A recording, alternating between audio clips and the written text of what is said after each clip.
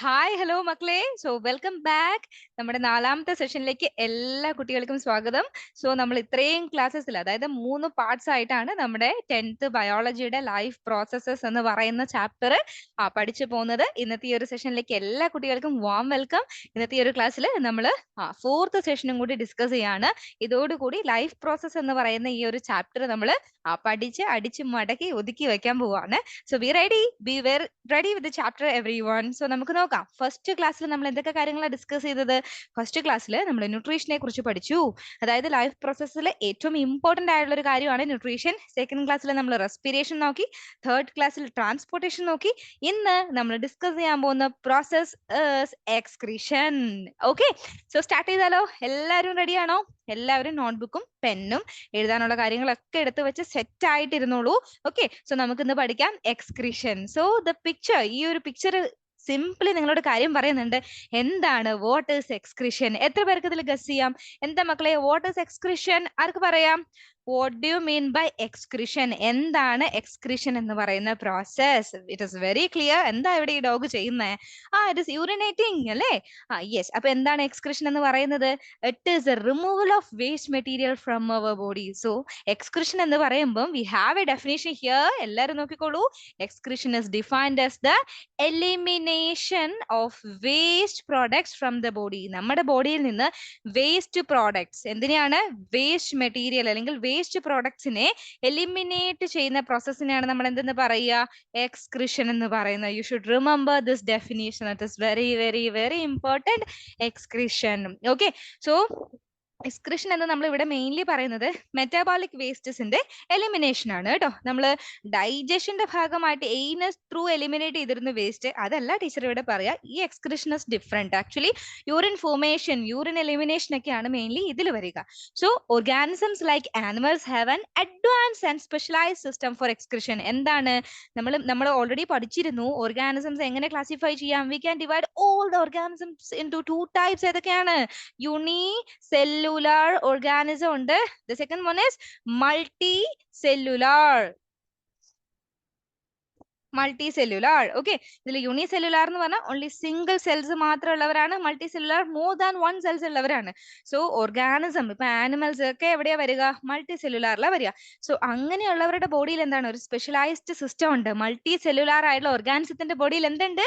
They have some specialized system for the process of excretion. Excretion അവരുടെ ബോഡിയിൽ ചില specialised systems ഉണ്ട്.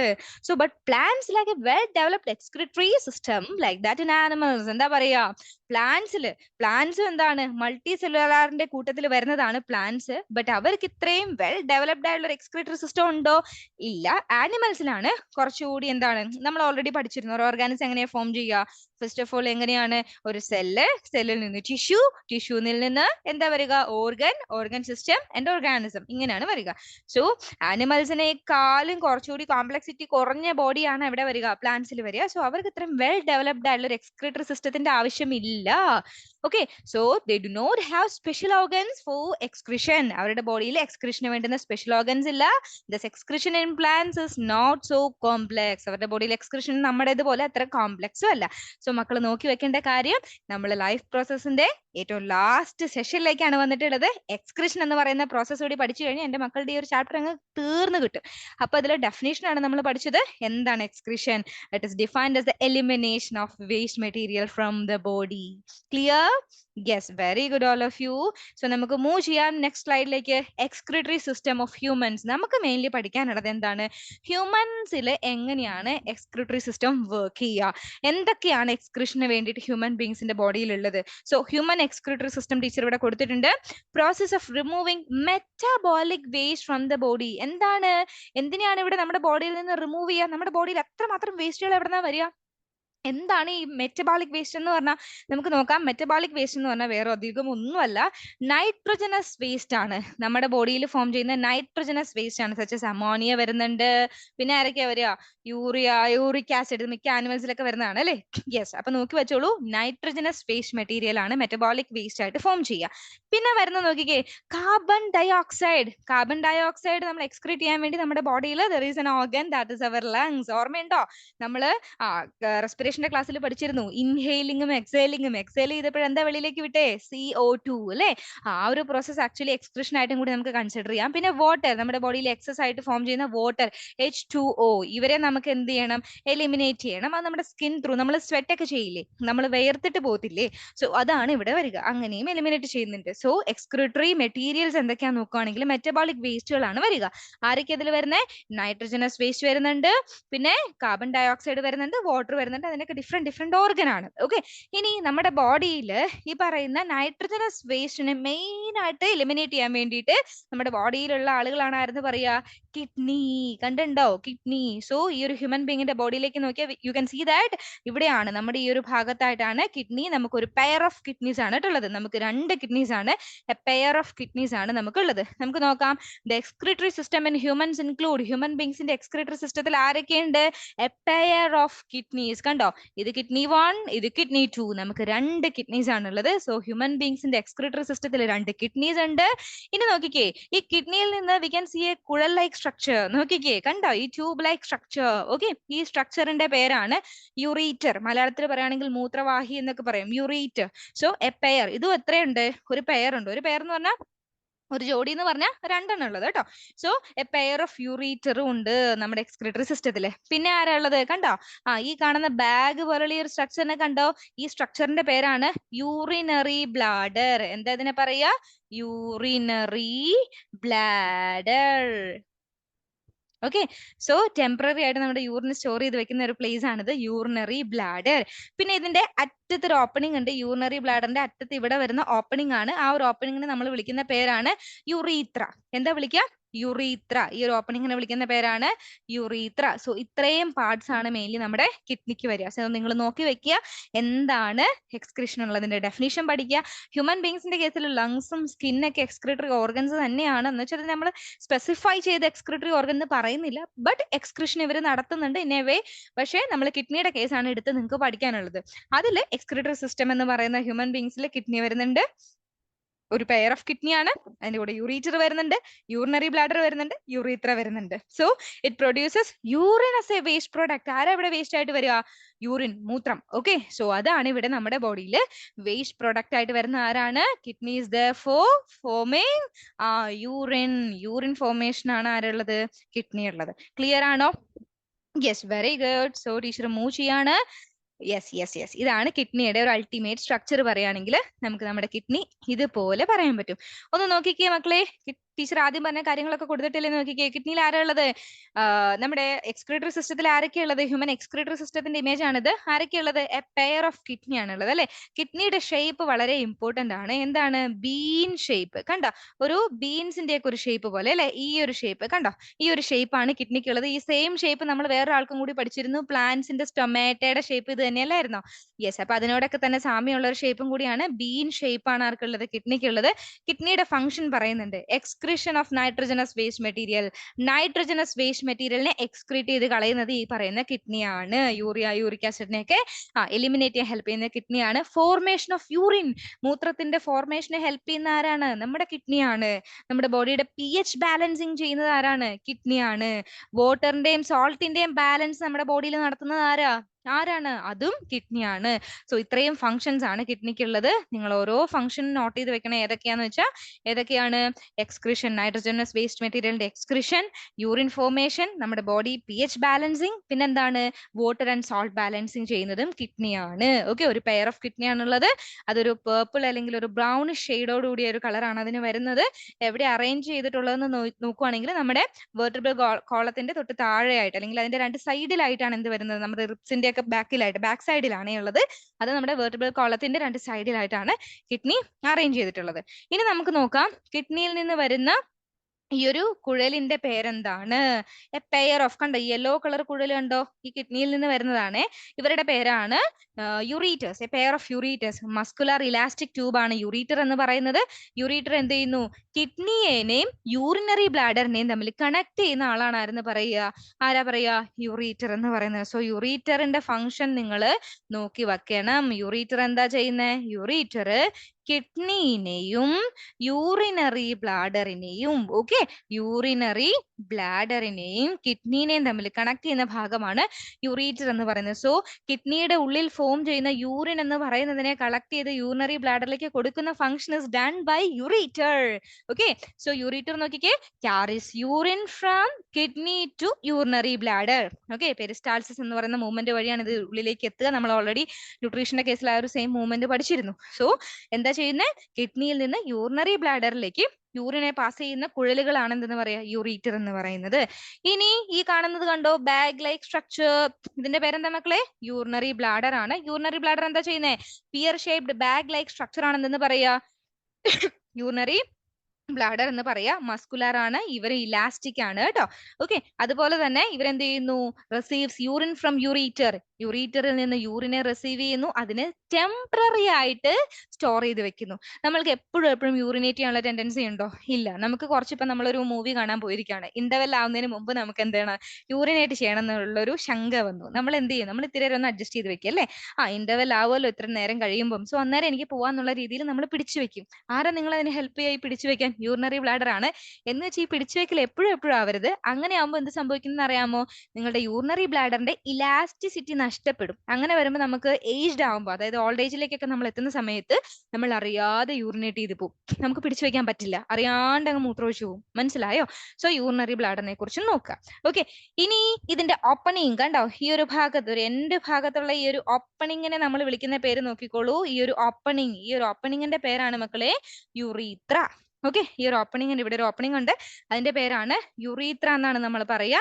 യുറീത്ര എന്താ ചെയ്യുന്നത് നോക്കിക്കേ, യുറീത്രയുടെ ഫംഗ്ഷൻ എന്താണ്, ഓപ്പണിംഗ് ഓഫ് യൂറിനറി ബ്ലാഡർ. ഈ യുറീത്ര ഓപ്പൺ ചെയ്തിട്ടാണ് നമ്മൾ യൂറിൻ എക്സ്പെൽ ഔട്ട് ചെയ്യുന്നത്. Okay it has 2 സ്പിൻസ്റ്റേഴ്സ്. ഓക്കെ അതുപോലെ എക്സ്പെൽസ് യൂറിൻ, അതാണ് ഇവരുടെ ഫംഗ്ഷൻ. ഓക്കെ എക്സ്പെൽസ് യൂറിൻ, മൂത്രം വെളിയിൽ കളയുക, അതാണ് ഇവരുടെ ഫംഗ്ഷൻ വരിക. ഇനി ടീച്ചർ ആരെങ്കിലും പറയാൻ വിട്ടുപോയിട്ടുണ്ടോ, ഉണ്ടോ നോക്കിക്കേ.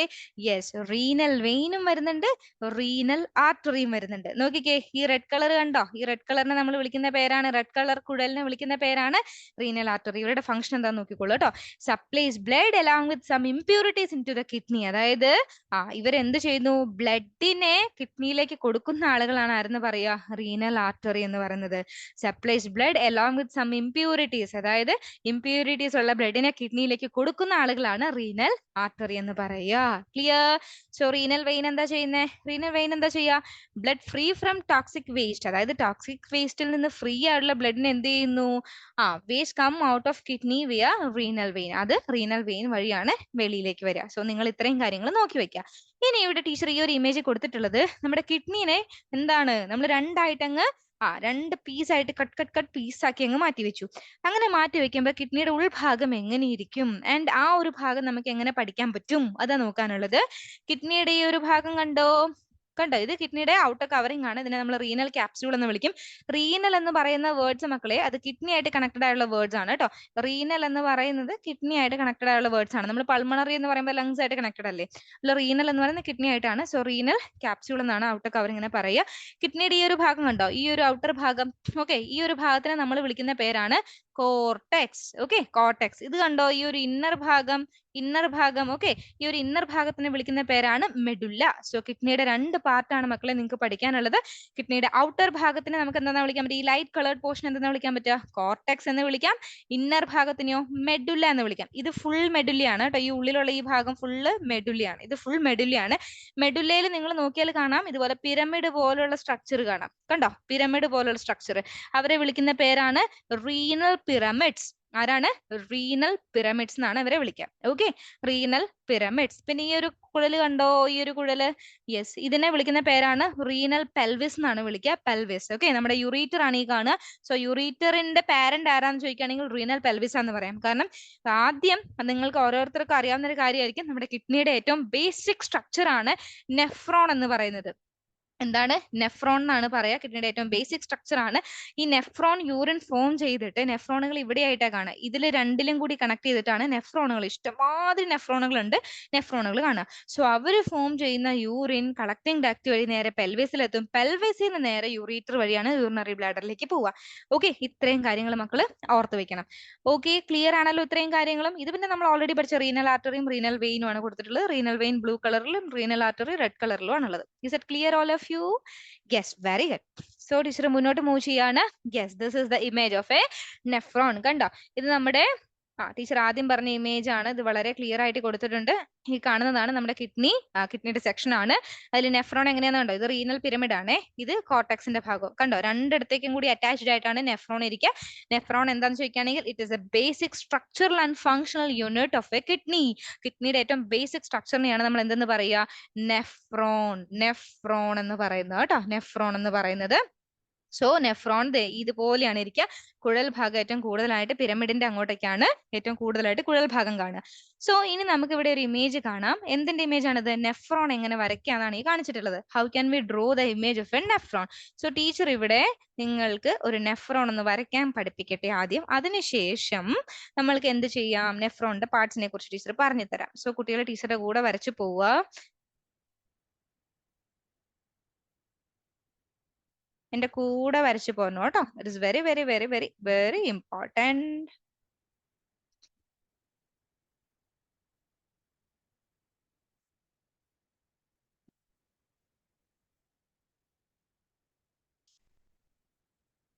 തെറ്റിക്കരുത്.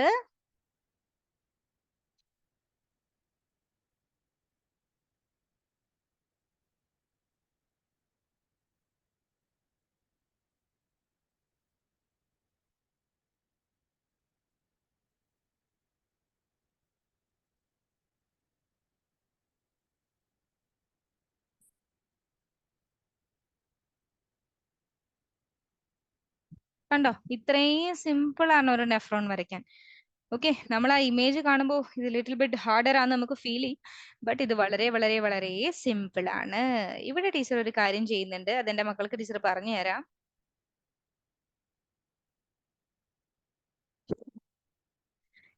യെസ്, ഇതാണ് നമ്മുടെ നെഫ്രോണിന്റെ ഇമേജ് എന്ന് പറയുന്നത്. നെഫ്രോണിന്റെ ഓരോ പാർട്സും കൂടി ടീച്ചർ മാർക്ക് ചെയ്തിട്ട് നമ്മുടെ ഒറിജിനൽ ഇമേജിലേക്ക് ടീച്ചർ വരാം. സോ കുട്ടികൾ എല്ലാവരോടും ശ്രദ്ധിക്കുക. നെഫ്രോണിന്റെ ഓരോ പാർട്സും ആണ് ടീച്ചർ പറയാ. നെഫ്രോണിന്റെ ഈ ഉള്ളിലുള്ള ഈ റെഡ് കളർ ഭാഗം കണ്ടോ, ഇതിനെ നമ്മൾ വിളിക്കുന്ന ഒരു പേരുണ്ട്, ഗ്ലോമറുലസ്. എന്താ വിളിക്കുക? ഗ്ലോമറുലസ് എന്നാണ് നെഫ്രോണിന്റെ ഈ ഒരു സ്ട്രക്ചറിനെ വിളിക്കുക.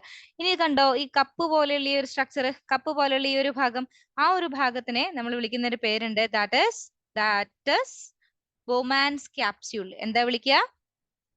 ബോമാൻസ് ക്യാപ്സ്യൂൾ എന്നാണ് പറയാ. ഇനി കണ്ടോ, ഈ വലിയ കുഴല്, അതായത് ബ്ലഡിന്റെ തന്നെ വലിയ കുഴലാണ്, ബ്ലഡ് കാപ്പിലറിനെ വെറുതെ വരുന്നത്. ഇതിന്റെ പേരാണ് അഫറന്റ് വെസൽ. എന്താ വിളിക്കുക? അഫറന്റ് വെസൽ അല്ലെങ്കിൽ അഫറന്റ് ആർട്ടീരിയോൾ എന്നും പറയാം. ഓക്കെ, അഫറന്റ് ആർട്ടീരിയോൾ എന്നും പറയാം. രണ്ടും കറക്റ്റ് തന്നെ. ഓക്കെ, ഇനി ചെറിയ കുഴൽ കണ്ടോ, ചെറിയ കുഴലിനെ എന്താ വിളിക്കുക? ഇഫറന്റ്. ഈ ആണ് ഇഫറന്റ് വെസൽ എന്നും പറയാം. യെസ്, ഇനി ഈ ഭാഗം കണ്ടോ, ഇതിനെ വിളിക്കുന്ന പേരാണ്, ഈ ഒരു ഭാഗത്തിന് നമ്മൾ പറയുന്ന ഒരു പേരാണ് PCT, പ്രോക്സിമൽ കൺവല്യൂട്ടഡ് ട്യൂബ് എന്നാണ് പറയാ. ഇനി ഈ ഒരു ഭാഗം കണ്ടോ, ഇതിനെ വിളിക്കുന്ന പേരാണ് DCT, ഡിസ്റ്റൽ കൺവല്യൂട്ടഡ് ട്യൂബ് എന്നാണ് പറയാ. ഇത് കണ്ടോ, this is yes very good, collecting duct. ഇതിനെ പറയുന്ന പേരാണ് കളക്ടിങ് ഡക്ട് എന്നാണ് പറയുക.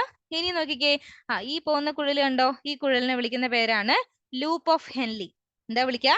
Loop of Henley. ഇത്രയും പാർട്സ് ആണ് എന്റെ കുട്ടികൾക്ക് നെഫ്രോണിനെ കുറിച്ച് മെയിൻ ആയിട്ട് പഠിക്കാനുള്ളത്. ഇനി ഇതിനെ കണക്ട് ചെയ്ത് കുറെ കാപ്പിലറീസ് വരുന്നുണ്ട്.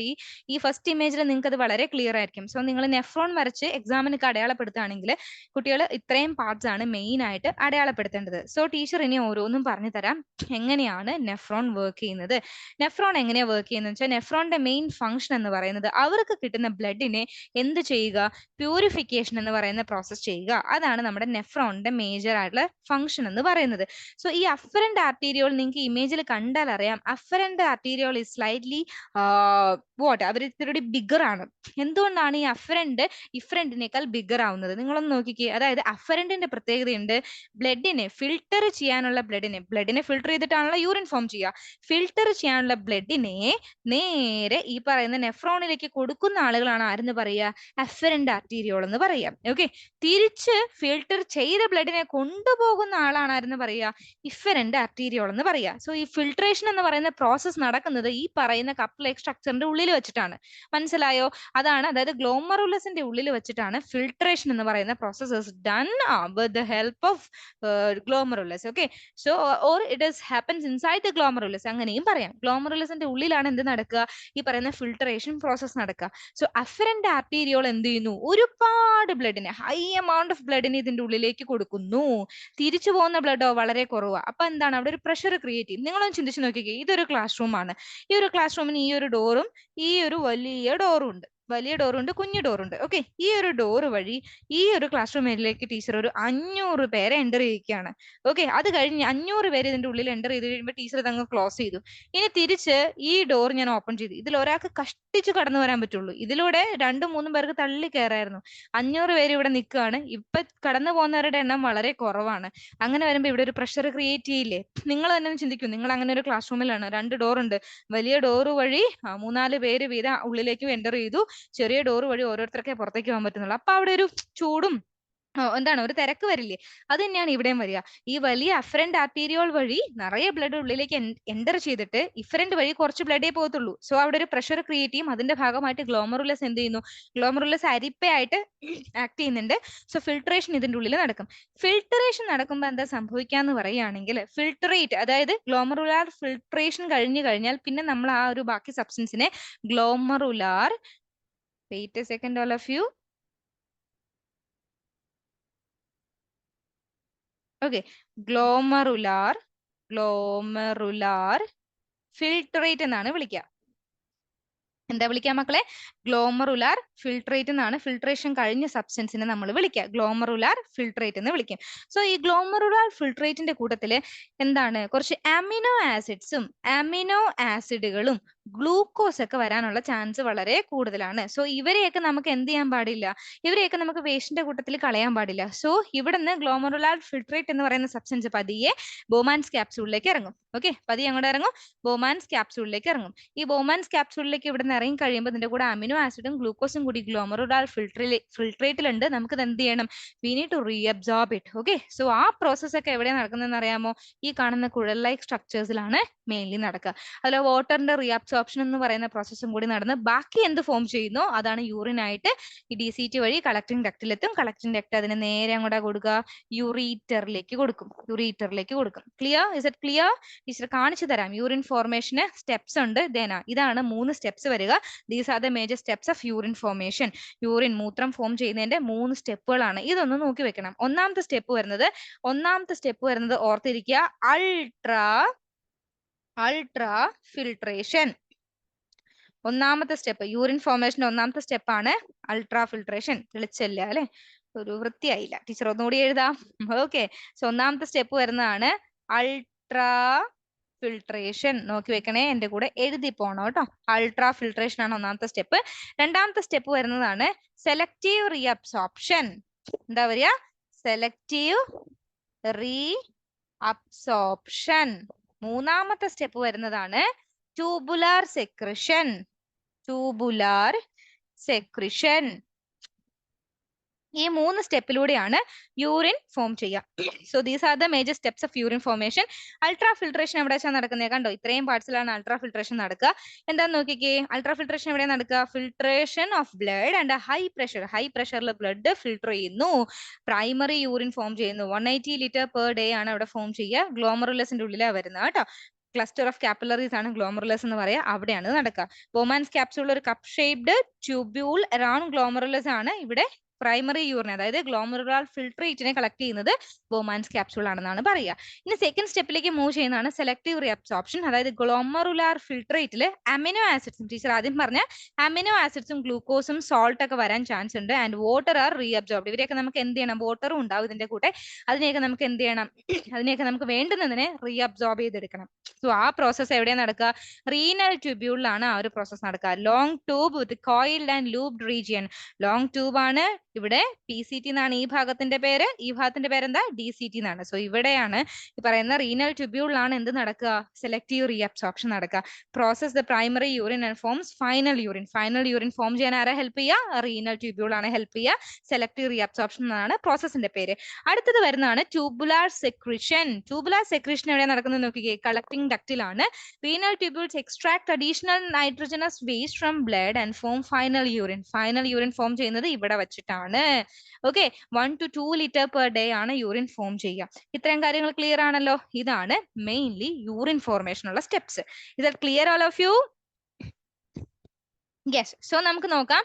ഇനി നമുക്ക് നോക്കാനുള്ളത്, നമ്മുടെ കിഡ്നി എപ്പോഴും വർക്ക് ചെയ്യുന്ന ഒരു ഓർഗൻ ആണ് അല്ലെ. 2 കിഡ്നി ഉണ്ടെന്ന് നമുക്കറിയാം. ഈ കിഡ്നി എപ്പോഴെങ്കിലും ഫെയിൽ ആയാൽ എന്താണ് നമ്മൾ ഫേസ് ചെയ്യേണ്ടത്? കിഡ്നി ഫെയിൽ ആവുകയാണെങ്കിൽ നമ്മൾക്ക് എല്ലാവർക്കും, അതായത് നമ്മുടെ കിഡ്നി ഫംഗ്ഷനിങ് അല്ലാത്തൊരു കണ്ടീഷൻ വരികയാണെങ്കിൽ, അത്രയും സിവിയർ ആണെങ്കിൽ നമ്മൾ ട്രാൻസ്പ്ലാന്റേഷൻ ചെയ്യണം, അതായത് കിഡ്നി മാറ്റി വെക്കണം. അല്ലെങ്കിൽ സർവൈവ് ചെയ്യാൻ വേണ്ടി മാത്രമുള്ള ഒരു മെത്തേഡാണ് ഹീമോ ഡയാലിസിസ് എന്നാണ് പറയാ. എന്താ പറയാ? Haemo dialysis. നിങ്ങൾ പലരും കേട്ടിട്ടുണ്ടാവും അല്ലെ, ഓരോ ഗ്രൂപ്പുകളിലൊക്കെ വരിക, ഹീമോ ഡയാലിസിസിന് വേണ്ടിയിട്ട് ഇത്ര പൈസ ആവശ്യമുണ്ട് എന്നൊക്കെ പറഞ്ഞിട്ട് വന്നിട്ടുണ്ടാവുമല്ലോ. സോ നോക്കിക്കേ, വെൻ ദ കിഡ്നി ഫെയിൽസ്, അതായത് നമ്മുടെ കിഡ്നി വർക്ക് അല്ലാത്ത സമയത്ത്, it result in a lot of complication and to compensate for this situation a technology called dialysis has been developed. എന്താണ്? നമ്മുടെ കിഡ്നി വർക്ക് അല്ലാത്ത ടൈമിൽ നിലവിൽ വന്ന ഒരു എന്താണ്, ഒരു സിസ്റ്റമാണ്, ഒരു ടെക്നോളജിയാണ് ഡയാലിസിസ് എന്ന് പറയുന്നത്. ഭയങ്കര പെയിൻഫുൾ ആയിട്ടുള്ള ഒരു സംഭവം കൂടിയാണ് ഹീമോ ഡയാലിസിസ് എന്ന് പറയുക. It uses A machine filter. ഇവിടെ എന്ത് ചെയ്യുന്നു, നമ്മുടെ കിഡ്നി എന്താണ്, ഒരു ഫിൽട്രേറ്റിംഗ് യൂണിറ്റ് ആണ് കിഡ്നി എന്ന് പറയുന്നത് നമ്മുടെ ബോഡിയുടെ ഉള്ളിൽ. അതിന് പകരം നമ്മൾ എന്ത് ചെയ്യുന്നു, ഒരു മെഷീൻ ഫിൽട്ടർ ആണ് ഇവിടെ യൂസ് ചെയ്യുക. എന്താണ് അതിന്റെ പേര്? ഡയലൈസർ എന്നാണ് അതിന്റെ പേര്. ഡയലൈസർ എന്നാണ് പേര്. ആ ഒരു മെഷീൻ അല്ലെങ്കിൽ ആർട്ടിഫിഷ്യൽ കിഡ്നി എന്നും കൂടി നമുക്ക് വിളിക്കാം. കിഡ്നിക്ക് ഒരു പകരക്കാരൻ. ക്ലിയർ ആണല്ലോ? യെസ്. സോ ഇവരുടെ ഫംഗ്ഷൻ എന്താന്ന് നോക്കിക്കോളൂ മക്കളെ. This is to remove excess water and salt. നമ്മുടെ ബോഡിയിൽ നിന്ന് എക്സസ് വാട്ടറും സോൾട്ടും റിമൂവ് ചെയ്യാന്നുള്ള ഫംഗ്ഷൻ ആണ് ഹീമോ ഡയാലിസിസിൽ നടക്കുക കേട്ടോ. ഓക്കെ, അതുപോലെ നമ്മുടെ ബോഡിയിൽ അതർ ഇലക്ട്രോലൈറ്റ്സിന്റെ ബാലൻസിംഗ് നടത്തുന്ന ആരാണ്? ഈ ഹീമോ ഡയാലിസിസ് അപ്പാരറ്റസ് തന്നെയാണ്. ഇതിന് ഹെൽപ്പ് ചെയ്യുന്ന ആർട്ടിഫിഷ്യൽ കിഡ്നി ഡയലൈസർ തന്നെയാണ്. ഓക്കെ, ക്ലിയർ ആണല്ലോ? Is it clear? So metabolic waste material എല്ലാം നമ്മുടെ കിഡ്നി വർക്കിംഗ് അല്ലെങ്കിലും നമുക്ക് ഇത് എന്ത് ചെയ്യാൻ പറ്റും? ഹീമോ ഡയാലിസിസ് ഈ പറയുന്ന അപ്പാരറ്റസ് വഴി ഇതാക്കാൻ പറ്റും. നമ്മളപ്പോ എന്താ ചെയ്യുക? നമ്മുടെ ബോഡിയിലെ ബ്ലഡ് എങ്ങോട്ട് എൻ്റർ ചെയ്ത് കൊടുക്കും? ഈ ഡയാലിസിസിന്റെ മെഷീനിലേക്ക്, ഡയലൈസറിലേക്ക് എൻ്റർ ചെയ്ത് കൊടുക്കും. അവിടെ പ്യൂരിഫിക്കേഷൻ നടന്ന് പ്യൂരിഫൈഡ് ആയിട്ടുള്ള ബ്ലഡ് എഗെയിൻ നമ്മുടെ ബോഡിയിലേക്കും എൻ്റർ ചെയ്യും. ഈ ഒരു പ്രോസസ്സിൽ നമ്മൾ ഹെപ്പാരിൻ എന്ന് പറയുന്ന സബ്സ്റ്റൻസ് ഇതിലേക്ക് ആഡ് ചെയ്യുന്നുണ്ട്. ഇത് എന്തിനൊക്കെയാണെങ്കിൽ ബ്ലഡ് ക്ലോട്ട് ആവാതിരിക്കാൻ വേണ്ടിയാണ്. നമുക്കറിയാലോ, നമ്മുടെ ബ്ലഡ് പെട്ടെന്ന് ക്ലോട്ട് ആവും. സോ അതിനെ ഒന്ന് കുറയ്ക്കണം. നമ്മുടെ ബോഡിക്ക് വെളിയിലേക്കല്ലേ ബ്ലഡ് പോവാ. സോ ആ ഒരു പ്രോസസ്സ് ഒന്ന് തടയാൻ വേണ്ടിയിട്ട് ഹെപ്പാരിൻ കൂടി ആഡ് ചെയ്യാറുണ്ട്. ക്ലിയർ ആണോ മക്കളെ? Do you have any confusions or something? No. Very good. So ഇത്രയേ ഉള്ളൂ എക്സ്ക്രീഷൻ ഇൻ ഹ്യൂമൻസ്. ഇത്രയേ ഉള്ളൂ നമുക്ക് പഠിക്കാനുള്ളത്. പഠിച്ചു കഴിഞ്ഞു. നമ്മൾ ലാസ്റ്റ് പോർഷനിലേക്കാണ് പോവുക. Excretion in plants. എങ്ങനെയാണ് പ്ലാന്റ്സിൽ എക്സ്ക്രീഷൻ നടക്കുക? പ്ലാന്റ്സിനും എങ്ങനെയാണ്, നമ്മളെ പോലെ തന്നെ അവർക്കും വേസ്റ്റ് മെറ്റീരിയൽ ബോഡിയിൽ ഉണ്ടാവുന്നുണ്ട്. പക്ഷെ നമ്മളെ പോലെ അത്രയും കോംപ്ലക്സ്ഡ് ആയിട്ടുള്ള ഒരു സ്ട്രക്ചർ ഒന്നും അവർക്ക് വേണ്ട ഇത് സോർട്ട് ചെയ്യാനായിട്ട്. So plants do not possess special excretory organs. അവർക്കൊരു സ്പെഷ്യൽ എക്സ്ക്രീറ്ററി ഓർഗൻസിന്റെ ആവശ്യമില്ല. But they excrete either by eliminating waste from their body or by storing them. എന്ത് ചെയ്യും? ഒന്നെങ്കിൽ അവരുടെ ബോഡിയിൽ നിന്ന് അവർ എക്സ്ക്രീറ്റ് ചെയ്ത് കളയും, അല്ലെങ്കിൽ ബോഡിയിൽ തന്നെ എവിടെയെങ്കിലും അവര് ഈ പറയുന്ന വേസ്റ്റ് മെറ്റീരിയൽ സൂക്ഷിച്ചു വെക്കും. ഓക്കെ, അത് നമ്മൾ എന്ത് ചെയ്യും? അടിച്ചു മാറ്റി ഉപയോഗിക്കുകയും ചെയ്യും. നമുക്ക് നോക്കാം എങ്ങനെയാണ് ഇവര് വേസ്റ്റ് മെറ്റീരിയൽ. പ്ലാന്റിൽ ഒന്നാമത് ഉണ്ടാകുന്ന ഒരു വേസ്റ്റ് മെറ്റീരിയലിന് എക്സാമ്പിൾ ആണ് ആരെന്ന് പറയുക? കാർബൺ ഡൈ ഓക്സൈഡ് CO2 ഒരു എക്സാമ്പിൾ ആണ്. ഓക്സിജൻ O2 ഒരു എക്സാമ്പിൾ ആണ് കേട്ടോ. അതായത് ഗേഷ്യസ് എക്സ്ചേഞ്ച് വഴിയാണ് ഒന്നാമത്തെ കാര്യം ഒരു വേസ്റ്റ് മെറ്റീരിയൽ കളയുക. അതായത് CO2 എന്ന് പറയുമ്പോൾ പ്ലാന്റിൽ നമ്മളെ പോലെ തന്നെ പ്ലാന്റും എന്ത് നടത്തുന്നുണ്ടെന്ന് അറിയാമോ? പ്ലാന്റും റെസ്പിറേഷൻ എന്ന് പറയുന്ന പ്രോസസ്സ് നടത്തുന്നുണ്ട്. ഓക്കെ, അതായത് അവർ ഓക്സിജൻ ഉള്ളിലേക്ക് എടുത്ത് CO2 വെളിയിലേക്ക് വിടുന്നുണ്ട്. ആ CO2 ആണ് വേസ്റ്റ് മെറ്റീരിയൽ. CO2 അവർ വെളിയിലേക്ക് വിടുന്നുണ്ട്. പിന്നെ റെസ്പിറേഷനിൽ തന്നെ അവർ വാട്ടറും അവരുടെ ബോഡിയിലുള്ള വേസ്റ്റ് എലിമിനേറ്റ് ചെയ്യുന്നുണ്ട്. അല്ലെങ്കിൽ ട്രാൻസ്പിറേഷൻ എന്ന് പറയുന്ന പ്രോസസ്സ് വഴി എക്സസ് വാട്ടർ ലോസ് ആയിട്ട് വേപ്പേഴ്സിന്റെ രൂപത്തിലും പോകുന്നുണ്ട്. അതും നോക്കി വെക്കാം. ഇനി ഓക്സിജൻ അവരുടെ ബോഡിയിൽ വേസ്റ്റ് മെറ്റീരിയൽ ആയിട്ട് വരുമ്പോൾ അതാണ് ഫോട്ടോസിന്തസിസ് വഴി അവർ എലിമിനേറ്റ് ചെയ്ത് കളയുക. ഇനി അടുത്തത് പറയുന്നതാണ് സ്റ്റോറേജ്. എവിടെയാണ് സ്റ്റോറേജ് ചെയ്യുക? അതായത് ഇവരുടെ ബോഡിയിലെ വേസ്റ്റ് മെറ്റീരിയലിന് എന്ത് ചെയ്യുന്നു? ഗം ആക്കി, റെസിൻസ് ആക്കി, ലാറ്റക്സ് ആക്കിയൊക്കെ സ്റ്റോർ ചെയ്ത് വെക്കും. എവിടെ സ്റ്റോർ ചെയ്ത് വെക്കുന്നത്? Stored in old xylem. അവരുടെ സൈലം ടിഷ്യൂസ്, വാട്ടർ കണ്ടക്ഷന് വേണ്ടിയിട്ടുള്ള ആ ടിഷ്യൂസ് ആണ് സൈലം എന്ന് പറയുക. അത് പഴയതായിട്ട് മുതുമുത്തശ്ശൻ സൈലം ഉണ്ടാവുമല്ലോ, അവിടെ കൊണ്ടുപോയി ഇവര് സ്റ്റോർ ചെയ്ത് വെക്കും. പിന്നെ waste product stored in leaves. എവിടെയാണ്? ഇലകളിൽ സ്റ്റോർ ചെയ്ത് വെക്കും, ബാർക്കിൽ സ്റ്റോർ ചെയ്ത് വെക്കും, അത് കഴിഞ്ഞിട്ടോ ഫ്രൂട്ട്സിലും സ്റ്റോർ ചെയ്ത് വെക്കും. ഇതൊക്കെ പഴുത്ത് കഴിഞ്ഞാൽ താഴേക്ക് വീഴുമ്പോൾ ഇതെല്ലാം അങ്ങ് പൊയ്ക്കോളും. മെയിൻലി ഒരു ലീവ്സിലാണ് കേട്ടോ വെക്കുക. ലീവ്സ് ഒക്കെ കൊഴിഞ്ഞു പോകത്തില്ലേ, അപ്പൊ ആ വേസ്റ്റ് മെറ്റീരിയൽ പൊയ്ക്കോളും. Okay, by shedding of leaves, peeling of bark, felling of fruits, ഈ 3 മെത്തേഡ് വഴിയും ഇവര് വേസ്റ്റ് വെളിയിൽ കളയും. പിന്നെ ടീച്ചർ ആദ്യമേ പറഞ്ഞിരുന്നു ട്രാൻസ്പിരേഷൻ ആണ് എക്സസ് വാട്ടർ. അതായത് നിങ്ങൾ രാവിലെ അല്ല, നിങ്ങൾ കുറച്ച് ഓടിയൊക്കെ നടന്നിട്ട് വന്ന് കഴിയുമ്പോൾ അല്ലെങ്കിൽ എക്സസൈസ് ഒക്കെ ചെയ്തിട്ട് ഉച്ചയ്ക്ക് മരച്ചുവട്ടിൽ വന്ന് ഇരിക്കുമ്പോൾ നിങ്ങൾക്ക് ഒരു കൂളിംഗ് എഫക്റ്റ് ഉണ്ട്. അത് ആക്ച്വലി ലീഫ് എന്ത് ചെയ്യുന്നു, വേപ്പേഴ്സിന്റെ രൂപത്തിൽ എക്സസ് വാട്ടർ എലിമിനേറ്റ് ചെയ്ത് കളയുന്നതാണ്. ട്രാൻസ്പിരേഷൻ എന്നാണ് ആ പ്രോസസ്സിനെ പറയുക. സോ നമ്മൾ കംപ്ലീറ്റ് ചെയ്തു ലൈഫ് പ്രോസസ് എന്ന് പറയുന്ന chapter. We completed. Okay then, thank you so much മക്കളെ. ഇത്രയും നേരം ക്ലാസ് കണ്ടു, എല്ലാം പഠിച്ചു. അപ്പൊ നമ്മൾ ലാസ്റ്റ് പോർഷൻ വരെ എത്തിയിട്ടുണ്ട്. മറക്കാതെ എന്ത് ചെയ്യുക, ക്ലാസ് ഇഷ്ടപ്പെട്ടെങ്കിൽ ചാനൽ സബ്സ്ക്രൈബ് ചെയ്യുക, അതുപോലെ തന്നെ ഫ്രണ്ട്സിന് ഷെയർ ചെയ്ത് കൊടുക്കുക. ഓക്കെ, അതുപോലെ ഫസ്റ്റും സെക്കൻഡും തേർഡും പാർട്ട് കാണാത്തവരുണ്ടെങ്കിൽ മാക്സിമം കാണുക, ഈ ഒരു ചാപ്റ്റർ കംപ്ലീറ്റ് ചെയ്ത് പോവുക. നമുക്കിനി നെക്സ്റ്റ് ക്ലാസ്സിൽ കൺട്രോൾ ആൻഡ് കോർഡിനേഷന്റെ ഫസ്റ്റ് ക്ലാസ്സുമായിട്ട് കാണാം. Okay then, thank you so much all of U.